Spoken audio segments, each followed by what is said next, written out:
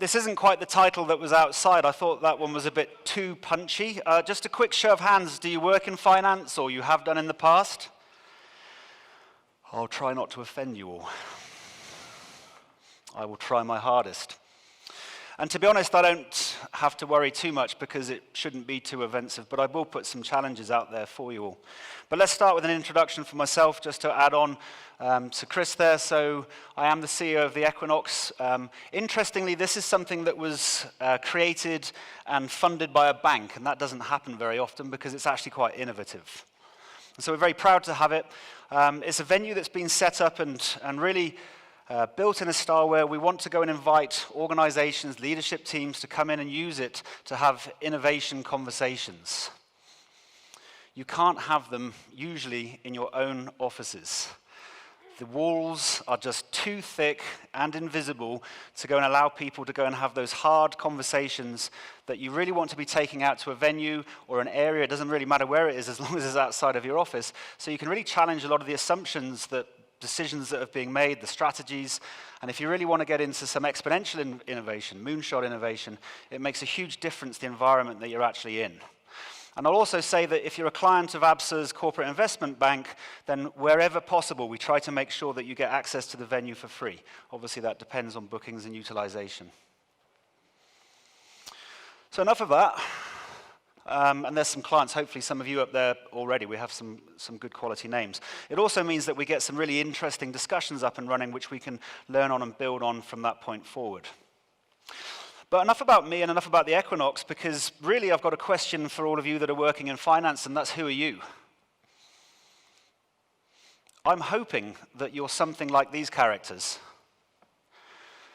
because perhaps it's a prejudice of mine. I actually do come from a finance background as well, but I'm certainly expecting people that look a little bit like this. And if we go up to the CFO level, I'm hoping that we're talking about people that look smart, they look trustworthy, they look experienced, they look polished. Because if I'm giving control of my numbers and expecting people to go and talk to investors or shareholders or analysts about what we've been doing in a company over the past year or so, certainly makes sense to me to have people that certainly look smart. I don't want people like this. I'm not sure we're ready yet in finance to go and have hippies starting to run the show. And when I look at the finance as a function and the sorts of people that come into it and the roles that we want the finance teams to play, here's a little, a word cloud where I've just put some of my own personal thoughts on and reflections about my experience. Considered, reasonable, focused. I certainly expect people to be able to go and work with numbers. It's a key core skill to be able to translate numbers into stories so that people can interpret what they should be doing from a strategic perspective. Comparatives, ownership, stewardship, reconciliations, making sure that numbers of actions that are happening from the staff across the company are being translated into something either on the balance sheet or the P&L. These are core requirements which I'm expecting knowledgeable, experienced, sensible people to run. I'll just go through a couple of examples of the types of things that I really want the finance team in an organization to be looking after. Resource planning is a key part. Whether it's in the finance team itself, making sure that you've got systems in place to go and produce financials or reconcile other parts of the organization, sales teams with CRMs that are sitting out there, HR with onboarding platforms, payroll, and so on and so on. I really want planning systems in place that allow me to manage the organization effectively, control it. And the benefits are there. I've been involved in a number of implementations in my time. They're never easy, but certainly the arguments for it, if you boil it down, save money, be more efficient, reduce the amount of effort to go and produce data, be more accurate, more timely. Time and again, those will be the arguments that are made. Preferred supplier lists. There are some really cool reasons why you should do it. You can negotiate from a position of power because the supplier gets certainty. You might get some group discounts. They promise the support through 3 to 5 years to continually go and innovate and to help you to grow. And you obviously are hoping that on that kind of trajectory, those benefits are going to be cost efficiencies, simplification of onboarding, and you're not dealing with suppliers that are in any way going to be fraudulent or potentially giving you problems on your own brand reputation. Got to be careful here now in South Africa. There's some good examples where that's not quite working. Valuation is something that I've had to do a lot of in my life. Incredibly important. Intangible assets, goodwill, the software that you're writing off, and then understanding how to allocate it to the P&L, the period that you want to give it to. And working capital must be a major part, whether it's debtors and creditors and the number of days for payment, making sure that you've got cash flow available in the short term to run your business, and that you're getting that quite balance between more expensive short-term financing requirements and longer-term, but limiting debt or equity requirements. Finally, or a couple more to be honest, competitor analysis. So I said I've come from ABSA. It'd be very strange if I wasn't interested in what's happening at Standard Bank, or if you're at Sasol and BP or MTN and whatever organizations that you're coming from. And to be honest, your CFO won't thank you if he's standing up in front of analysts trying to answer questions and he doesn't know anything about his competitors. He's not going to thank you, he's going to look daft. A lot of it's about cost reduction. This is in the newspapers currently, where Thomson Reuters have sold off part of their, one of their divisions for, I think it was something like $20 billion. And the new owners under the Blackstone guys have sat there, they've redefined it as Refinitiv and said, we need to knock off hundreds of millions of dollars on your run rates every year for this to be viable. And they've made those promises to the investors that have supported them for the deal. Massive, massive, important things to do on the costs. And so finally, I think it's very sensible to see the finance function as a whole being very engaged in the overall profitability of an organization. You want to be in an organization like this one, like Apple, where that net income statement, even if you're not increasing revenues, is continuing to improve. The jaws are getting bigger. You don't want that. And you want to create a robust organization. An organization that is going to go and survive through political turmoils and recessions and keeps you going and living and breathing, even though organizations obviously don't really exist. There are made-up fantasies. But nonetheless, we treat them as if they're alive, and it's not just a composition of a random set of people. And then when you look at an organization and you think you want it to be robust, I sort of imagine this world where you have this kind of bell-shaped normal distribution. And all of those actions that we were just, those little examples that we're just chatting about, really are about maintaining the core. Because it's incredibly important to maintain the core. It's, after all, what pays the bills. It gives you the money to do more.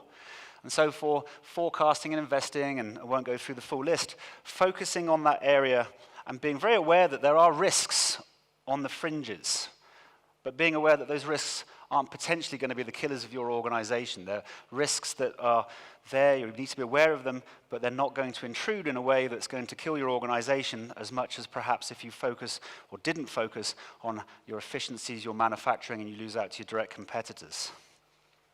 So now imagine in 5 years' time, because some of you will be working for organizations that go bankrupt. And in 5 to 10 years' time, I come back and ask you, on that argument that I've just spelt out, how did you go bankrupt then? What didn't you do in finance that could have prevented it from happening?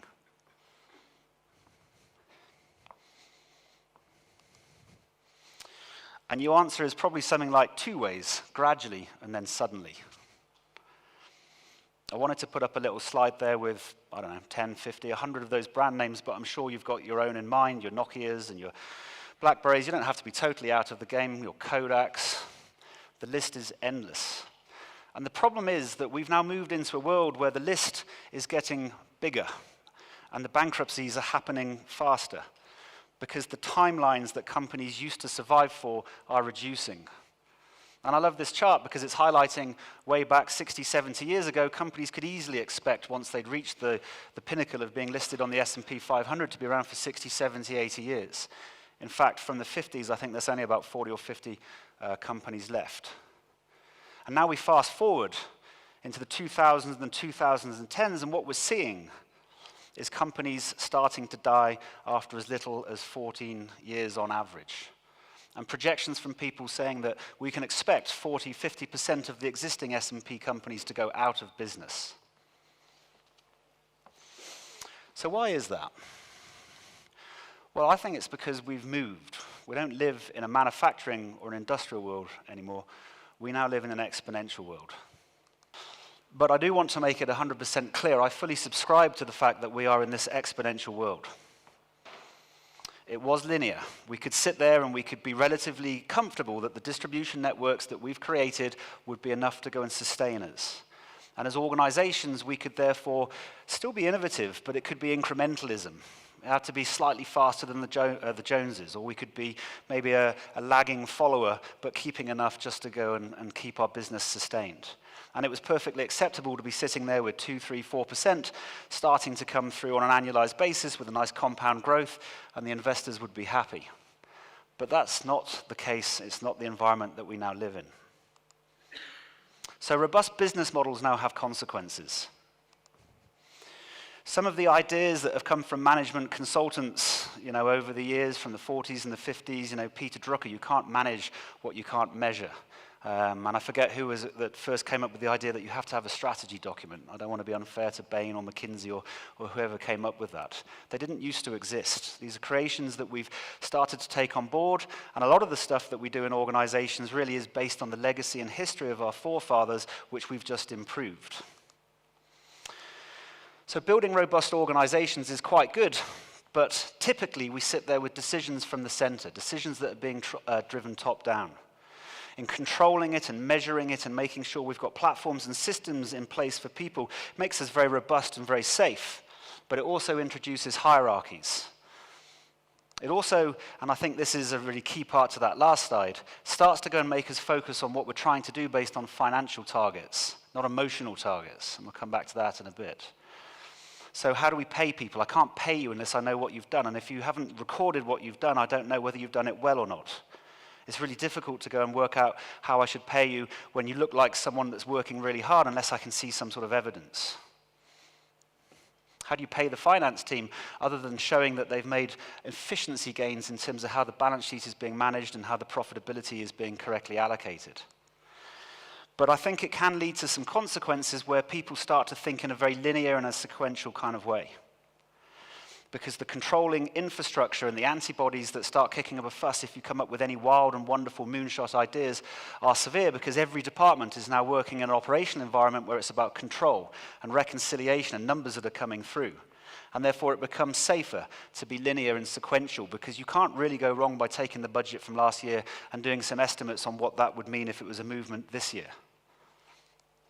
And it's also not very safe to set big budget targets, even if you think as a salesperson, or if you're working in the facility on the production, maybe it's the manufacturing side, it's not really in your interest to go and suggest that you could go and reduce costs by 30 or 40%.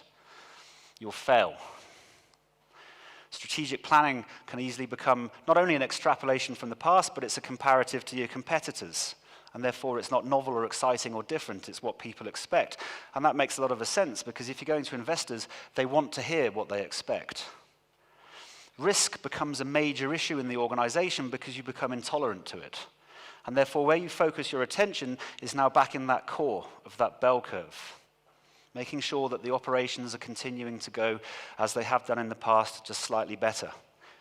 But not allowing people to go and do the far side without inhibition, to take risks, to develop new products and services or new methods of doing things which break the mold from today. And then you get process inflexibility, because you suddenly see this process snake, you get functionalization to go and save the cost base, and you suddenly find it's actually very difficult to change anything. The call center example where you phone them up and they can't do anything to help you. They can't help you because all of the rights and the decisions have been taken away, depending on your industry, to whether it's in my industry, maybe it's the credit team, or maybe it's the mortgages team. And then you find that it's actually series of teams who have to get involved to go and make decisions. And suddenly you're looking at it with the functional model with 10 or 15 functions, and you realize it's incredibly difficult now to change it, because every department's got its own myopic set of financial targets which they're having to follow. And therefore, where's that join up where everyone wants to be customer-centric and just focus on the customer? It can also lead to large numbers of FTE because you want to be safe and controlling your assets and investing in the status quo. It's less important to go through those particular points. But at least you're robust. Here's a robust organization. Blockbusters was focusing on working capital, very happy with their $800 million from late returns. Look how that worked out for them. But at the time, in the year 2000, 2001, the analysts loved it. Competitor analysis. That didn't do Kodak much good when they were going and comparing themselves to Fujifilm. And you can put in anyone that's gone bust over the last 10, 20, 30 years and find similar competitor analysis things which didn't help. And it's not going to help because the predators that are out there are the ones that are on the fringes. I don't believe for most industries and most organizations today, your real competitors and your real threats are the brand names that you regularly go and compete with and compare yourselves against. I think it's the startup in Shanghai that you've never heard of. I think it's the guys that are sitting in London working from someone's basement, because their ability to go and access technologies and intellectual property that previously in the last century was very difficult to do has now in itself gone exponential. In fact, there are very few secrets out there.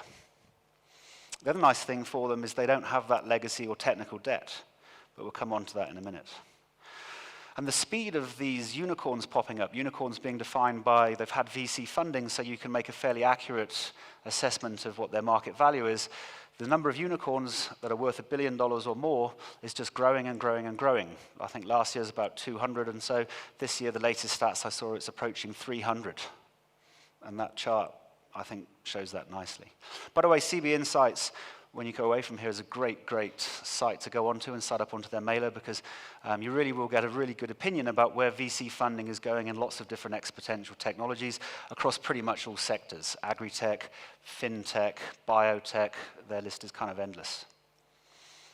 And there you can see just a final one, how these valuations, we've got companies up there that have become unicorns in the space of a year. That's where the threat is. I'm not sure that doing a comparison against our competitors is particularly useful.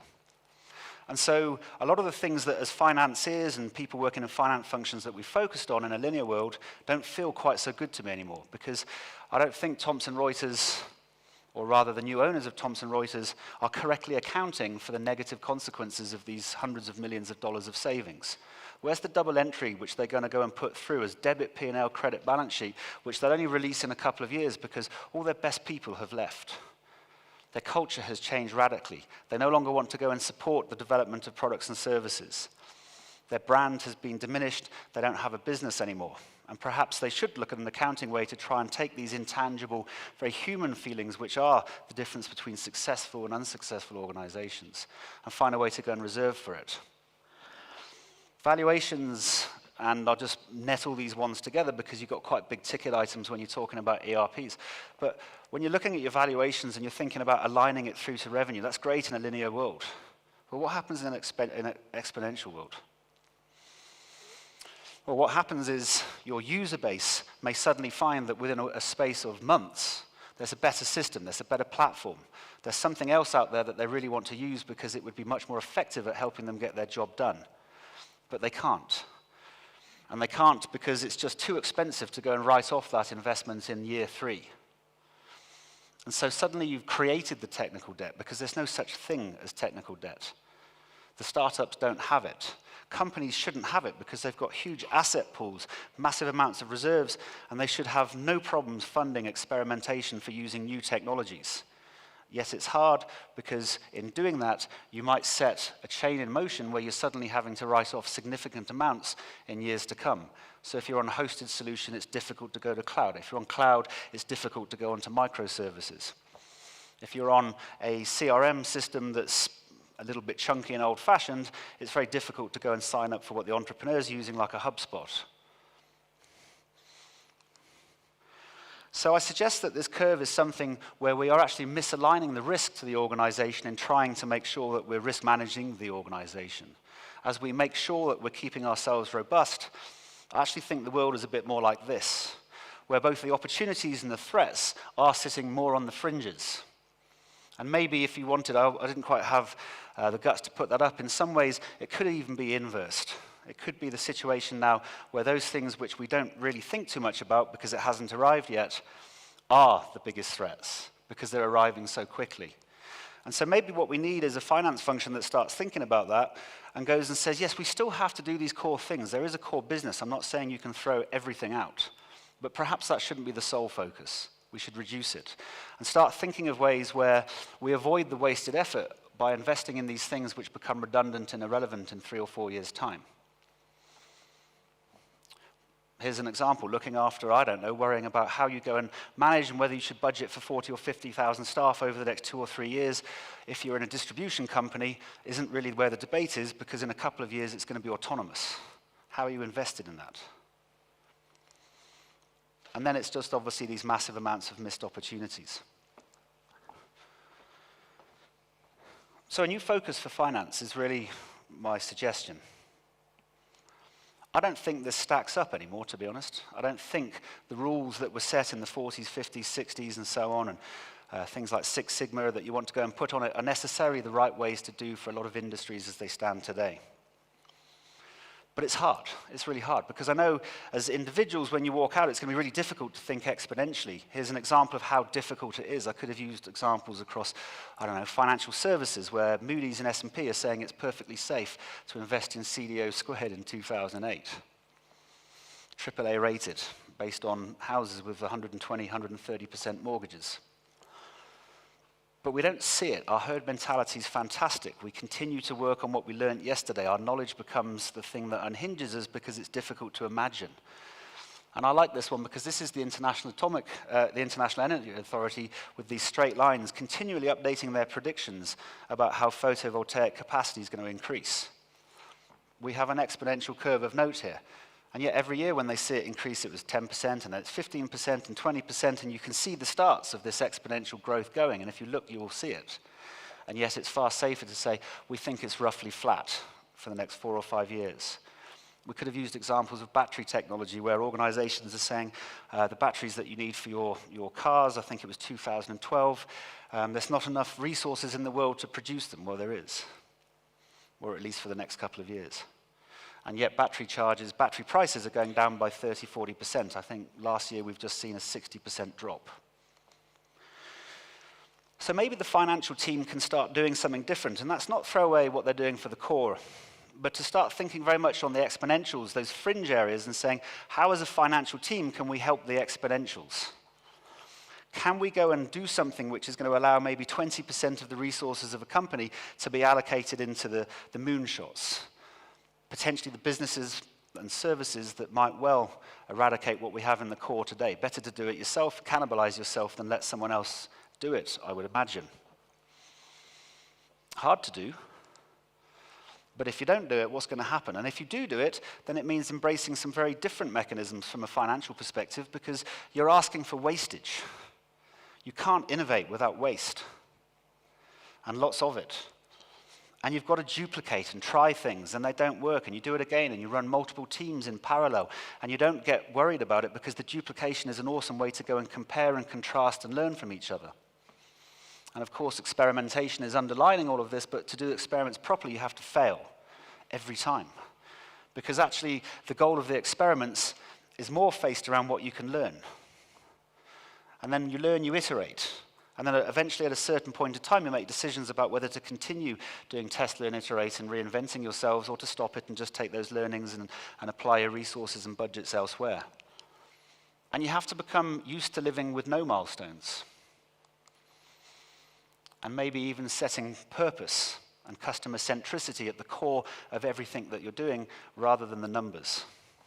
Because these are difficult things to go and actually put numbers to.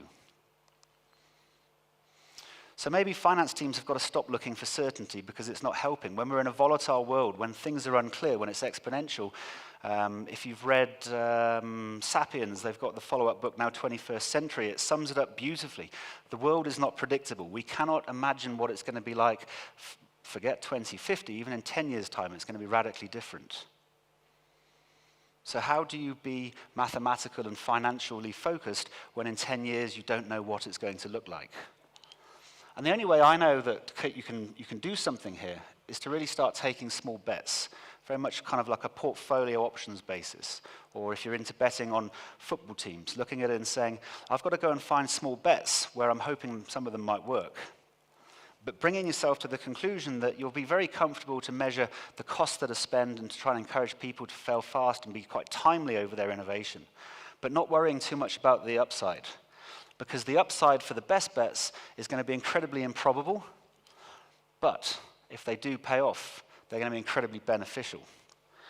And you have to get yourself into a mindset where you can cope with lots of them.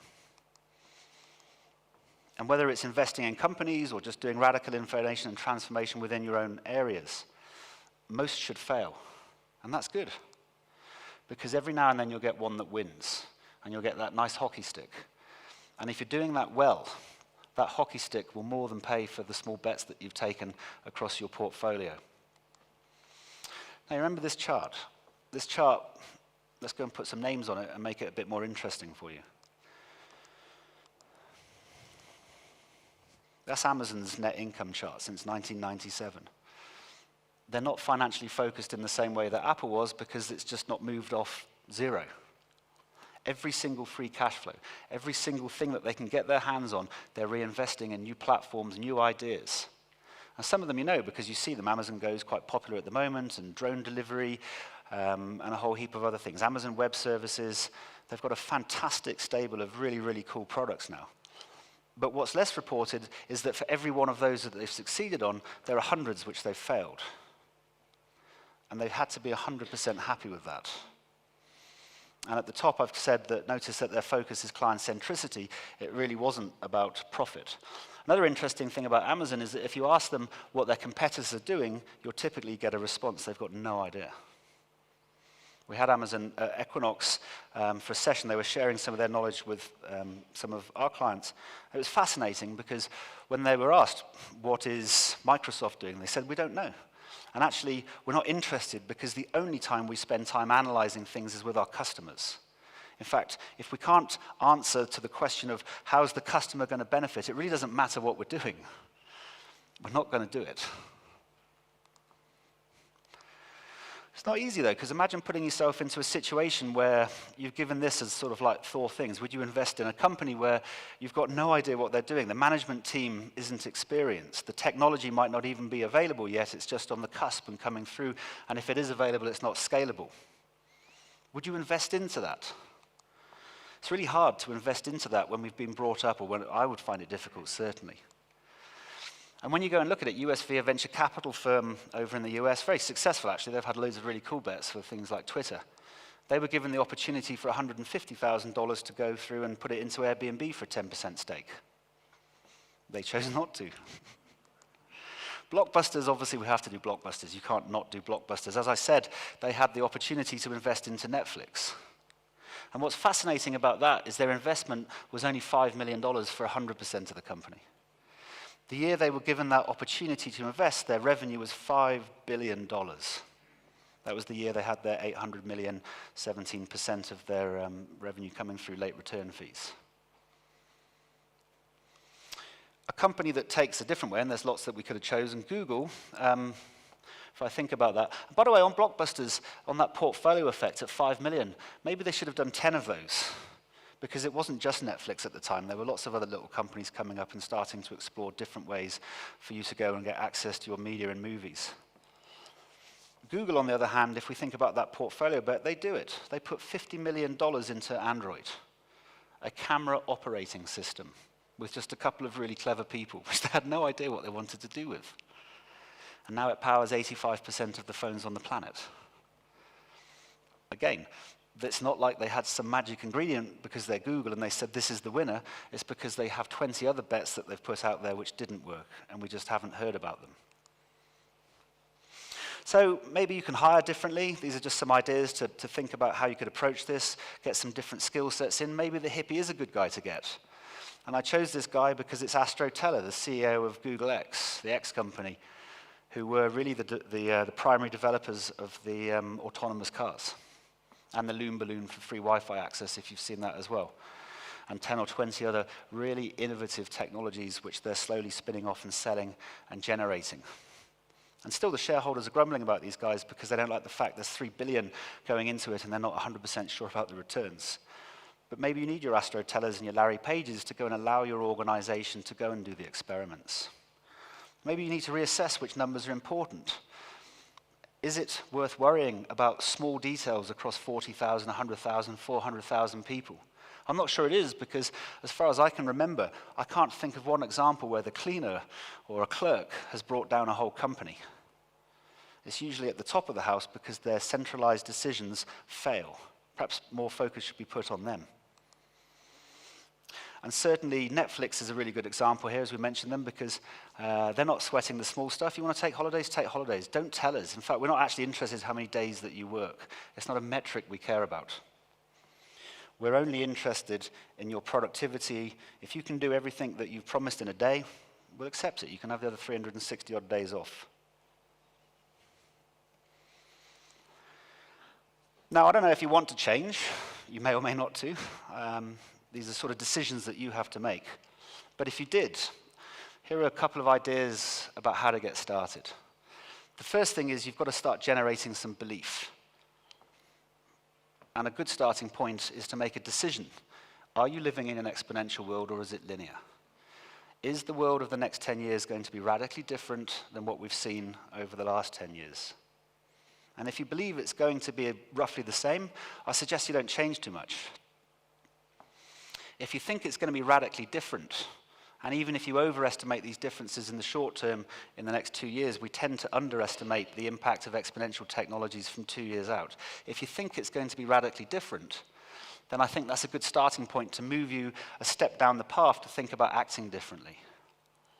And the second thing that I'd suggest is that if you get into that space, you start to think of ways to actually be incredibly afraid, be incredibly scared.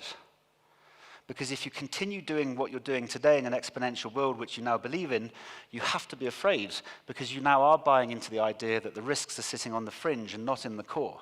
And therefore your actions and behaviors aren't solving your robust hope organization will be here in 5 years. All it's doing is delaying your demise. A great example there comes from, coming again from Amazon, from Bezos. Day 2 is stasis, followed by irrelevance. Excruciating, painful decline, followed by death. Which is why he lives, or operates rather, from the day one building. Every day, and he writes regularly on this, he says, I'm incredibly scared that if we don't focus on being entrepreneurial and a bit like a startup, we will die. I cannot face going through that type of slow trajectory where we die slowly, slowly, suddenly. You might want to redefine your purpose. I don't think we've got a huge amount of time to go into detail, but I will say one thing. The evidence is there that purposeful organizations are outperforming. That's just a snapshot from the FT. And what we mean by purpose is that you're not setting profit goals or margin, or we want to be the biggest or the best in any sorts of way. It's basically customer-centric driven where you're solving a problem. Discovery, who want to go and make you live longer. There's their chart. Unilever, who, what do they want to do? Sustainable living commonplace. They've got a target to go and uplift the standards of living for 1 billion people on the back of that. There's their chart. And you can pick your favorite successful companies. I'm not interested in one where BlackRock now starting to only invest in companies that are very purposeful. Amazon, obviously, sitting there wanting to be the most client-centric company on the planet, building off their desire to go and service everyone from their kind of eBay-type platform, which allows them to come up with ideas like this, which has just been patented for a high-rise beehive-styled warehouse, so that they can go and have pointed delivery in places like New York without paying for exceptional costs for land. Microsoft, and they're going through their own stuff. And then as a final sort of thing, maybe start doing your own experiments, because it's very difficult to go and step away from the world that we live in and do something radically different. But it's quite easy to take some baby steps. So if you're in the finance team and you want to understand what models and how you can change your approach, and you want to become a finance team that helps the overall organization innovate faster and see these fringe risks, maybe start on yourselves. Start to experiment, changing the way you do it. Set up small teams who are challenging you. Maybe we're going to go and use crowdsourcing, where random people go and participate in the reconciliation process. Maybe we'll try robotic process automation for that small area that just sits over there. It's not going to do particularly damage, but we'll learn for it. How can we use AI to go and do better analysis? Let's go and run a survey with our peer group and ask, if you didn't have a finance team, what would you miss? To try to go back to some of the core areas that are most important. But the journey's hard. If you do want to make changes, if you do want to try to be more exponential, or at least set your firms up and your functions to survive and thrive in an exponential world, you need grit, because the antibodies are out there. In fact, this is why there's so few organizations who've gone through their path. They've been startup, they've done incredibly well, their innovation has kind of ebbed and flowed, and they've started just really to become legacy informations with legacy corporates with technical debt. Very hard finding examples of corporates in that space who've managed to retransition themselves back into some entrepreneurial kind of startup. Imagine making your company operate in the same way as Amazon. I would suggest it's almost impossible. But you can still make inroads in doing it, which are going to put you ahead of the rest of the pack, but it requires huge amounts of grit. And I go back to those previous points. To have that grit and determination, you've got to have that fear about what's going to happen, that belief it is exponential, and that driving purpose that gets you up every morning and makes you feel challenging, or gives you the will to challenge the people around you who aren't going to be sharing that belief structure. And obviously humility, because we all have to sit back and say, if we're going to go and change, we have to realize not that we've done something wrong, it's just the world has moved on. And therefore we're going to have to change the way that we approach, the way that we do our jobs and functions going forwards.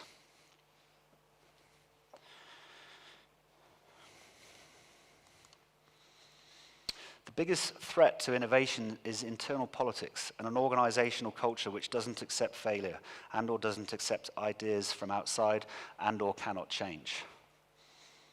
I think that's a great sentence, surprisingly from Gartner, because they've been around a long time. I'm not sure if Gartner are living to what they're stating there. So that sort of draws it to the end. I'll just go and tie it back together by just re-mentioning Equinox. When I say that it's important to get out of the office to have these discussions, I think it really is important. Because the environment you're in, the people you're talking to, the ability to have robust discussions is incredibly hard when you're sitting in the offices and the cubicles where you're operating and doing the stuff you do every single day. Ladies and gentlemen, Colin Iles. Thank you very much. Thank you.